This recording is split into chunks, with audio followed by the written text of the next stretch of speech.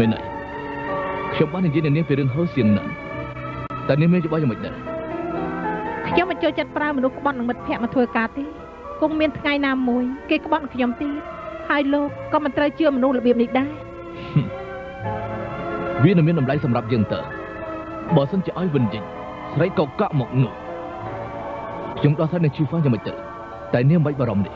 ខ្ញុំនឹងយកពួកគេចេញពីមុខនាងមិនខានទេបានហើយខ្ញុំទៅមួយទឹកសិនឲ្យកសែខ្ញុំមួយមកហ៎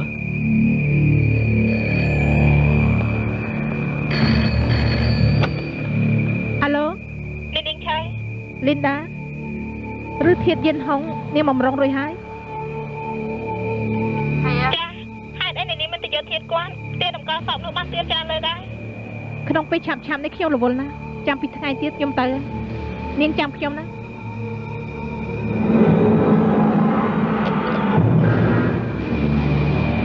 ខ្ញុំសម្រេចថាបកគលកាស៊ីណូនេះឲ្យឯងនឹងវិនយិញមួយខុសត្រូវប៉ុន្តែចុះលបងទៀតហើយគេនឹងជួយខ្ញុំមើលលៀនបណ្ដឹងសេះនឹងកិច្ចការផ្សេងទៀតណែចាំមកច្បាស់ណាកាស៊ីណូនោះគឺជាកាស៊ីណូល្អបំផុតក្នុងចំណោមកាស៊ីណូទាំងអស់របស់ខ្ញុំឯងត្រូវយកចិត្តទុកដាក់មែនទែនលោកឡុងលោកកុំបារម្ភអីខ្ញុំនឹងยิงមុខជាខំអស់សមត្ថភាពមានគេប្រាប់ខ្ញុំឲ្យដឹងមនុស្សឯងមិនត្រូវទុកចិត្តទេព្រោះឯងធ្លាប់ក្បត់នឹងសម្លាញ់ខ្លួនឯងខ្ញុំនៅចាំឯងនឹងយិនហ្វុយពាក់អាវក្រហមចូលមកកាស៊ីណូនេះលោកឡុងខ្ញុំដឹងថាលោកមុខជាពិបាកទុកចិត្តខ្ញុំណាស់ប្រហែលជាមានគេថាខ្ញុំជាមនុស្សក្បត់នឹងសម្លាញ់ហើយឬក៏មានអ្នកខ្លះថាខ្ញុំជាមនុស្សដែលមិនគួរទុកចិត្តមនុស្សខ្ញុំនេះមិនចេះលាក់លៀមទេ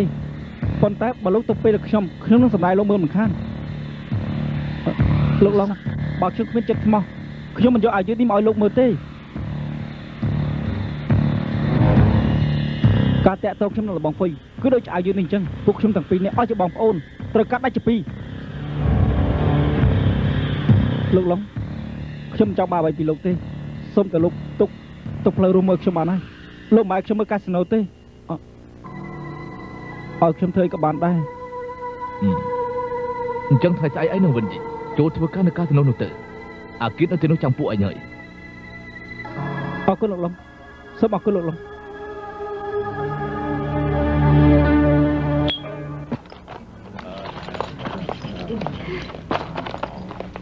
ណែនេះជាកូនសោតទូដែកប្រយ័ត្នអត់មែនទេណាលោកឡុងបាត់តាមម៉ាស៊ីនក៏គាត់ស៊ូរ៉ូដែរខ្ញុំមកប្រុងប្រយ័ត្នហើយសូមអរគុណលោក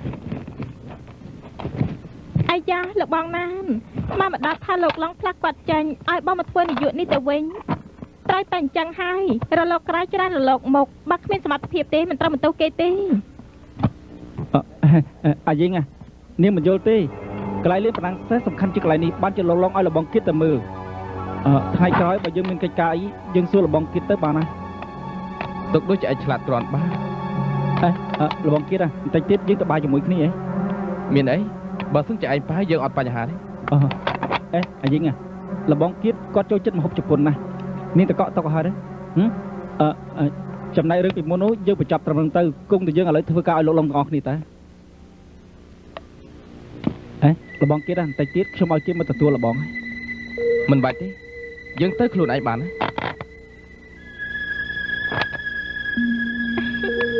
ណាមកម្ដាយថាបងបកកាយលេងល្ខោនក្រាន់បាយក៏ដោយសារតែលោកគ្រូអូនបកកាយដែរតាណែយើងលេងល្ខោនយ៉ាងល្អមួយឆាកលើកនេះបងមើលទៅតើពួកវាចាញ់បោកយើងឬក៏អត់មនុស្សឆាយហើយជាតិនេះយើងងាយទប់ទល់ជាងឡុងថេងគង់តែបើយើងប្រយ័ត្នជាងការក៏ល្អដែរទោះយ៉ាងណាក៏ដោយយើងត្រូវខំរកផោះតាំងជួយលបងហ្វុយចេញពីគុកទៅបាន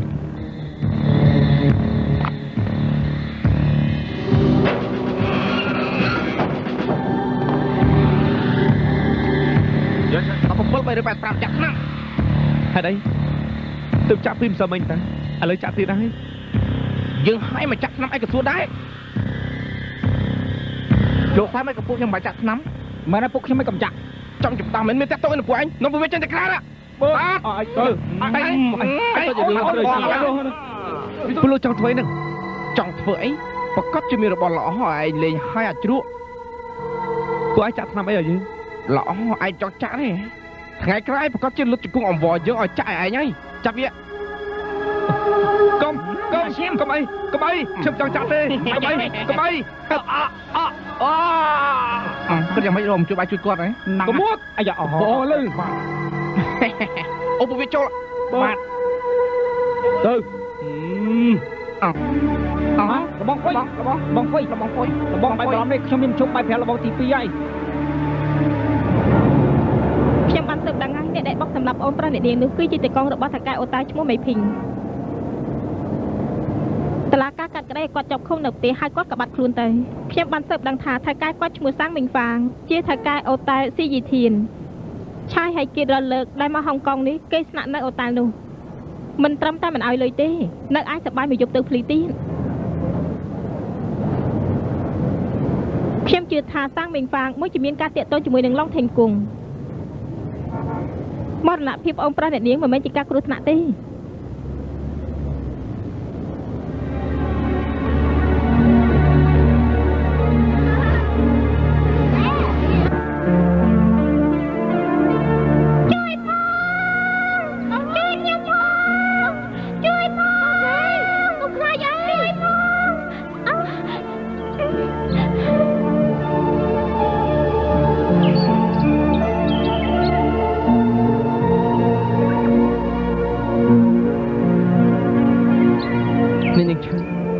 ជារបស់អូនប្រុសនេះសូមនាងកាត់ចិត្តខ្លះទៅអរគុណ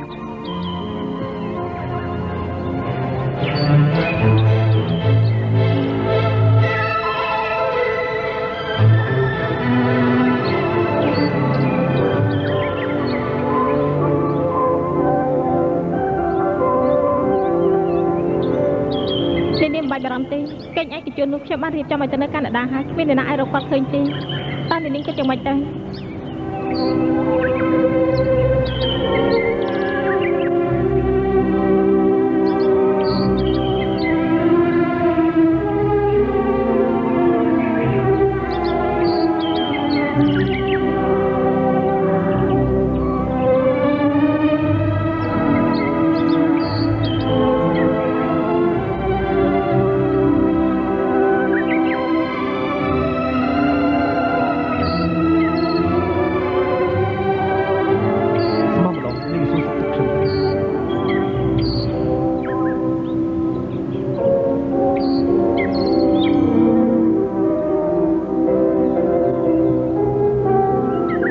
មនុស្សស្លាប់ហើយមិនអាចរស់ឡើងវិញទេ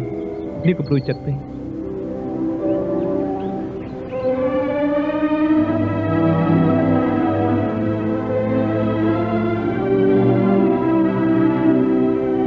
នេះអត់អីទេ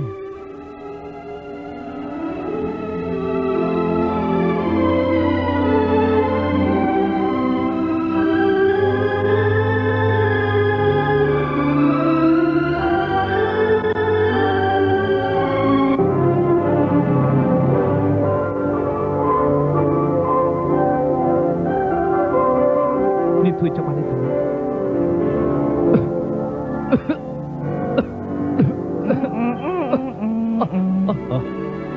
បងហ្វុយហេតុអីមកលបងក៏ស្លឹងម៉េះមែនហើយមានញើសច្រើនទៀតមែនហើយប្រកាសជាគេចាក់ថ្នាំអាភិនឲ្យវាហើយទើបបានថ្ងៃនេះអត់អាភិនវាធ្វើទុកហ្នឹងហើយឬក៏ចង់ឲ្យយើងចាក់ថែមមកបញ្ជុលទៀតកុំអីលបងអីជួយខ្ញុំផងខ្ញុំចង់ចាក់ទៀតលបងហ្វុយជួយខ្ញុំផងខ្ញុំចង់ចាក់ទៀតអីខ្ញុំចាំបានទេអត់ខ្ញុំទៅលបងហ្វុយអត់ចាំបានទេចាំអត់ខ្ញុំទៅអត់ខ្ញុំទៅខ្ញុំចាំបានទេលបងហ្វុយបងអីអត់ទេលបងហ្វុយចាំទៅហ្វុយបងហ្វុយអត់ត្រង់អត់ទៅបងហ្វុយហ្វុយមកទៅលេងខ្ញុំទៅខ្ញុំចាំបានទេ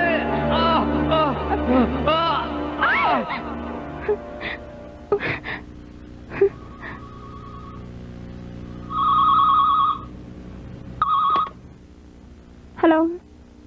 ជីហ្វាគឺខ្ញុំណារកខ្ញុំមានការអីខ្ញុំឥឡូវនេះនៅក្រោមផ្ទះនេះនាងចុះមក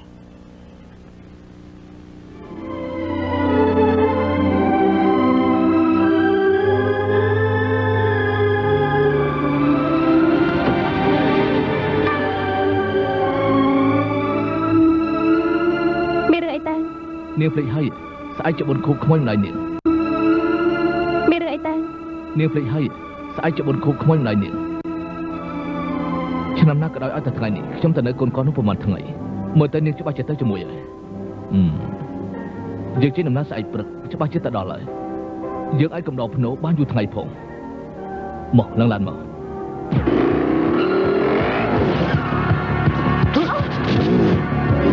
ទៅកែនាងអីទៀតលោកទៅហើយលោកមិនអីទេចាំដល់គាត់ទៅពេលភ្លាមទៅលើឡើងបត់អត់លើឡើងមិនខ្ញុំអីទេឆា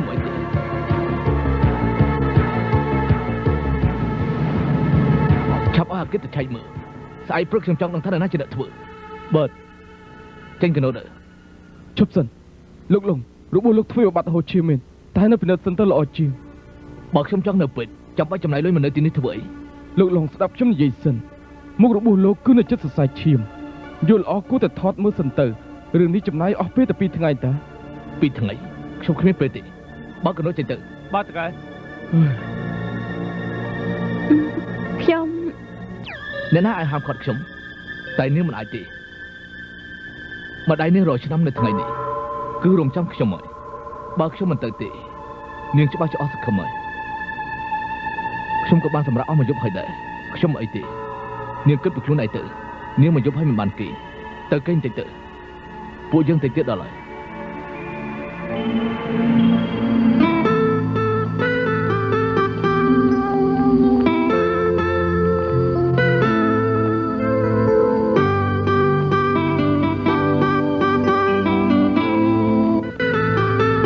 ចាំខ្ញុំនៅកណ្ដោនោះហើយបើមានរឿងអីចាំខ្ញុំហៅពួកឯង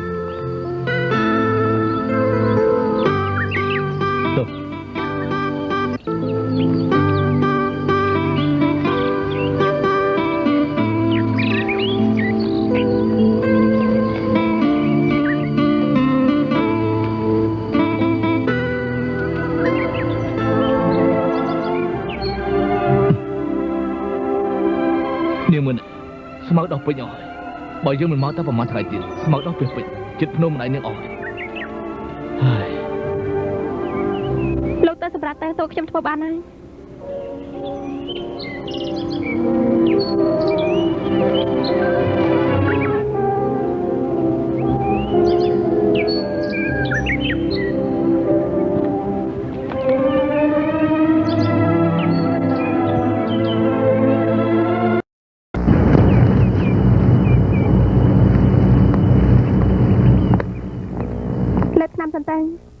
ផ្កាអននេះម្ដាយនាងចូលចិត្តបំផុតហើយ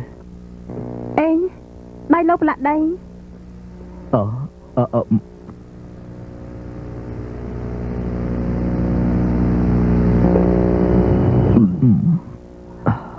អរគុណខ្ញុំធ្វើបាយរួចហើយពួកយើងអាចញ៉ាំបានហើយអីយ៉ា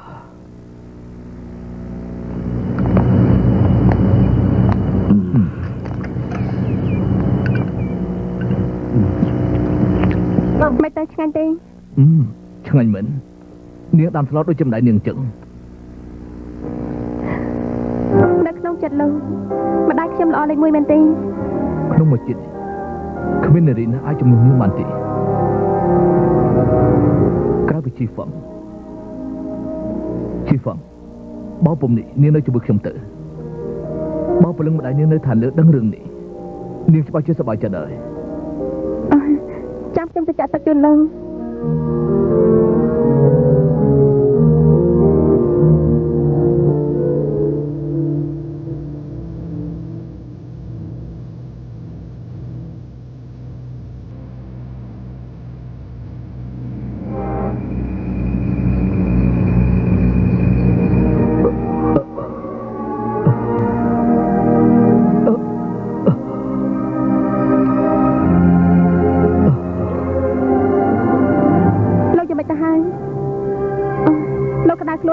មកជាដល់ពីមុខរបស់ហើយចាំខ្ញុំទៅហៅពេងអត់ទេ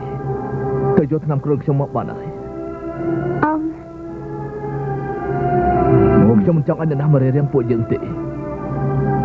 ទុកឲ្យពួកយើងពីរនាក់នៅកំដរម្ដាយនាង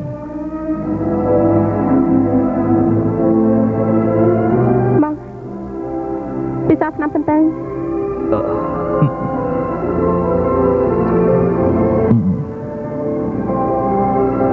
ស្អីទេ កាលពីមុនគ្រួសារយើងទាំងអស់រស់នៅជាមួយគ្នាបានសុខសប្បាយណាស់ប៉ុន្តែឥឡូវនៅសល់តែឪកូនយើងពីរនាក់ប៉ុណ្ណោះនាងដឹងទេកាលនាងនៅពីក្មេងនាងដូចជាពនាងម្ចាស់អញ្ចឹងម្ដាយរបស់នាងពេលមានបងនាង3នាក់ហើយសុខភាពគាត់ចុះខ្សោយដោយយល់ថាខ្ញុំចង់បានកូនស្រីម្នាក់ដូច្នេះទើបបង្កើតនាងមកពេលដែលនាងកើតមកឆ្លោះហើយសទៀតគឺដូចជាផ្លែប៉ោមអញ្ចឹងពេលនោះខ្ញុំចេះតែពោលនាងខ្លាចក្រៃបងនាង3នាក់ធ្វើបាបនាងដូច្នេះម្ដាយនាងថាខ្ញុំឆ្លាញ់នាងជាងគេ បានហើយឈប់និយាយទៅលោកកំពុងតែមិនស្រួលខ្លួនផង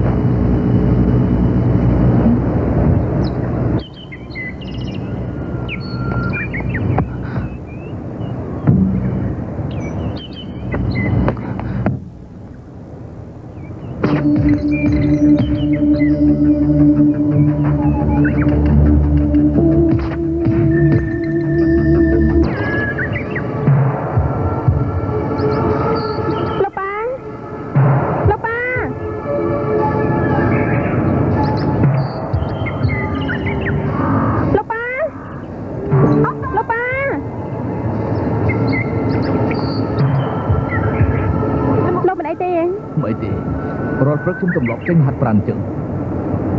មែនហើយនាងមិនហៅខ្ញុំថាម៉េច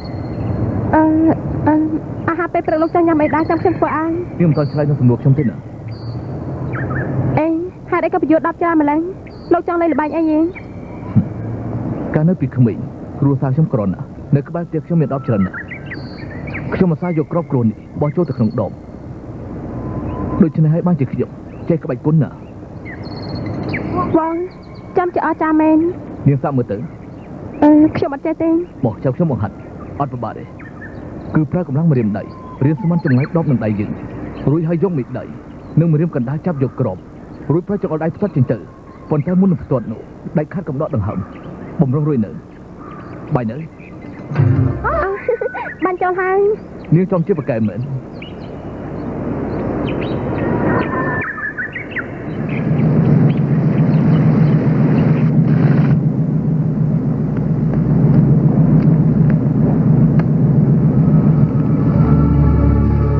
ច្បាស់នៅ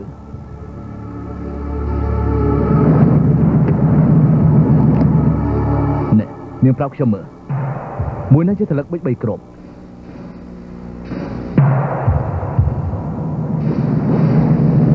មួយនេះមែនទេខ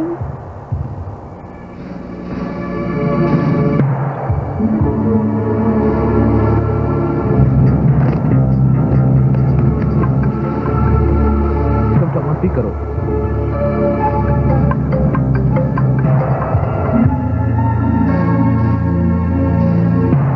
ទៀតហើយ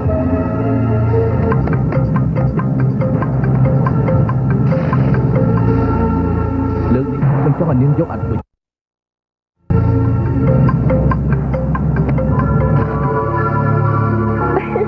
ខ្ញុំយកត្រូវហើយអត់បិចនេះងាយស្រួលចាប់ទេដូច្នេះបានជាថាបៃគុណនាងនៅស្ទើរណាស់ប៉ុន្តែលើកនេះខ្ញុំចង់ឲ្យនាងយក8 4សន្លឹកឲ្យខ្ញុំ